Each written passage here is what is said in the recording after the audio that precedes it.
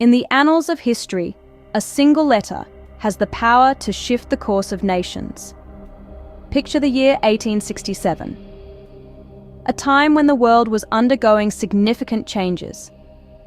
Embers of the Industrial Revolution still smoldered in the heart of Europe, while across the Atlantic, a new nation was about to be born.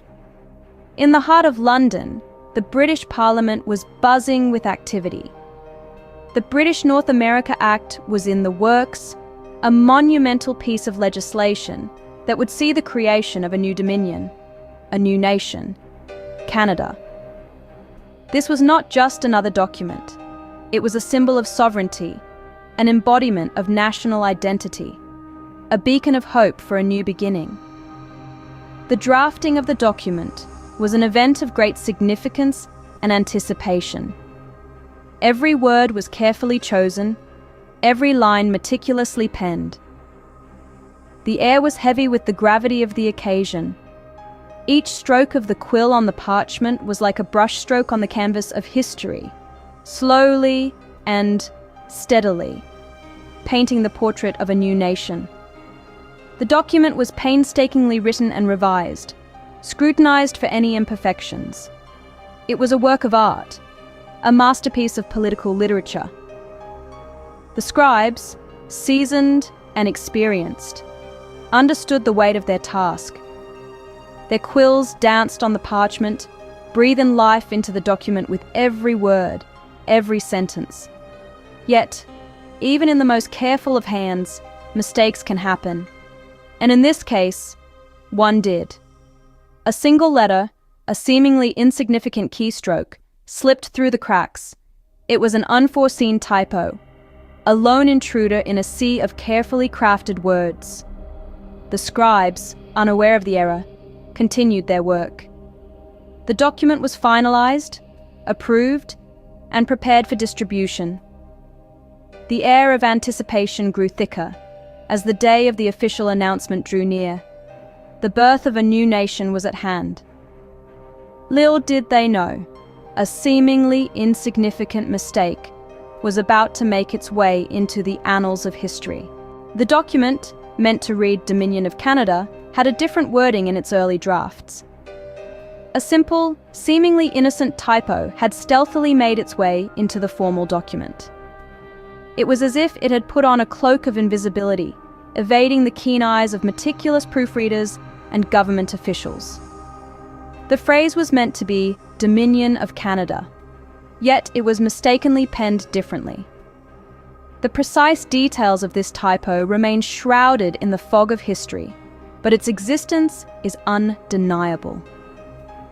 A single letter, gone astray, managed to elude multiple layers of checks and revisions, silently weaving its way into the fabric of the document. The typo was unnoticed, a silent and uninvited guest at the party. It was not until the document was printed, stamped, and distributed that the error was finally revealed. But by then, it was too late. The ink had dried and the words were set in stone, or rather, in the parchment.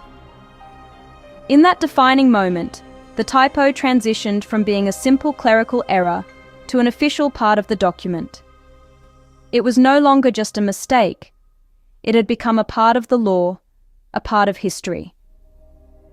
As the document circulated and the words read aloud in grand halls, the typo echoed through the corridors of power, embedding itself into the collective consciousness of a nation.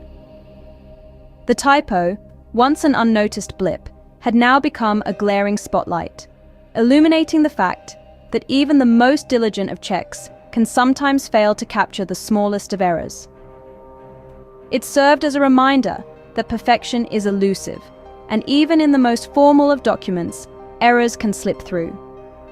And so, the most powerful nation on Earth almost had a different name.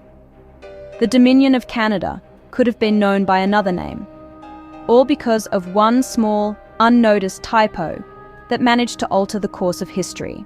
Once printed, stamped, and distributed, the typo became official, rewriting the nation's identity. A single missing letter, unnoticed in the hustle and bustle of drafting the British North America Act, had slipped through the cracks and into the annals of history.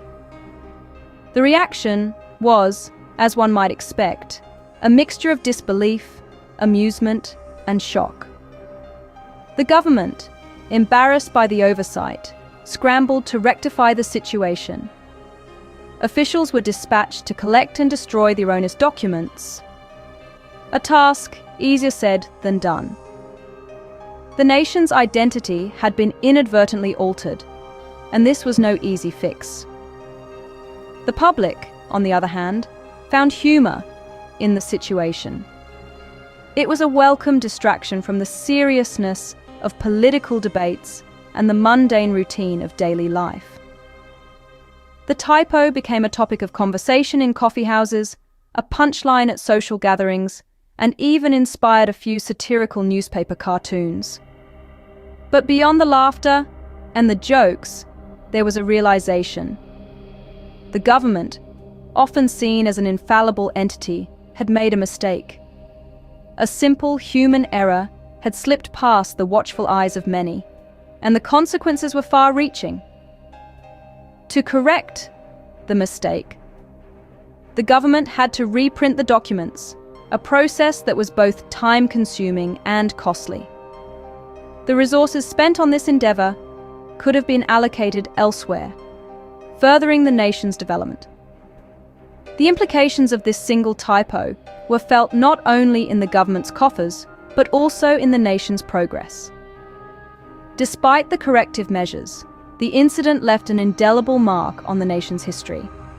It served as a reminder that even the smallest details matter, especially when they hold the power to redefine a nation's identity. It was a lesson in meticulousness, a testament to the importance of double-checking every detail, no matter how minute. A simple oversight had proven that even governments aren't immune to the occasional slip-up. History, it seems, isn't always written by the victors. Sometimes it's written by typos. History, as it turns out, can sometimes be written by typos.